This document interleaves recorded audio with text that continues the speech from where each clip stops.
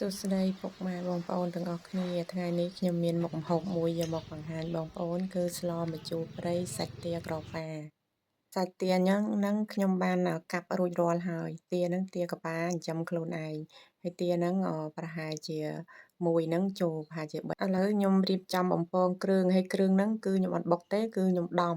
ហ្នឹងខ្ញុំមានដំដេងដំដេងដំខ្ទឹមដំគួរសក្រីហើយនឹងរមៀតហើយខ្ញុំចាប់ដើមដាក់កូរហើយដាក់ជាមួយនឹងស្លឹកក្រូចសើចយើងកូរឲ្យក្រហមសិនទៅកូរឲ្យក្រហមហើយយើងចាំយើងចាប់ដើមដាក់ប្រហុកយើងដាក់ប្រហុកហ្នឹងយើងកូរឲ្យប្រហុកហ្នឹងឲ្យវាឈ្ងុយហើយឈ្ងុយបន្តិចទៅ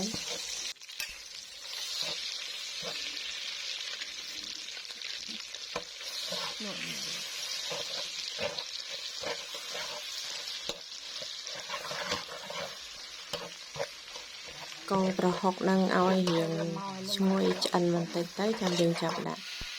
ដើមដាក់គ្រឿងមានប៊ីចេងមានរ៉ូឌីមានស្ករបន្តិចទៅតែអំបិលខ្ញុំអត់ទាន់ដាក់ឲ្យដោយសារយើងប្រើប្រហុកហ្នឹងខ្លាចវាប្រៃខ្លាំងយើងចាំដាក់ពេលក្រោយហើយយើងចាប់ដើមកូរឲ្យវាឈ្ងុយគ្រឿងអស់ហើយចាំយើងដាក់សាច់ចូលឥឡូវយើងចាប់ដើមដាក់សាច់ហើយយើងកូរត្រឡប់វាហើយទុកឲ្យវាឆ្អិនសាច់ហើយយើងងាស់ទុកចោលទៅសាច់ហ្នឹងយើងចាក់ចូលហើយយើងកូរហើយយើងគ្របទឹកចោលយើងងាស់ចោលទៅមើលទៅមួយសម្បកធំដែរដែលថាសាច់នឹងវាឆ្អិនណាចាំយើងចាក់ទឹកចូលហើយយើងងាស់ចោលនៅហ្នឹងទៅស្លម្ជូរទាព្រៃសាច់ទាកប៉ារបស់ខ្ញុំបានជិតឆ្អិនហើយបងប្អូនបងប្អូនមើលទៅគ្រាន់តែឃើញក៏ដឹងថាឆ្ងាញ់ដែរហើយខ្ញុំមកបញ្ចូលសលេងនេះគឺខ្ញុំឃ្លានម្ដងទៀតហើយពីព្រោះពេលដែលខ្ញុំធ្វើហ្នឹងគឺខ្ញុំធ្វើពេលដែលខ្ញុំទៅលេងស្រុកហើយឥឡូវចាប់ផ្ដើមឆ្អិនហើយណាបងប្អូននេះ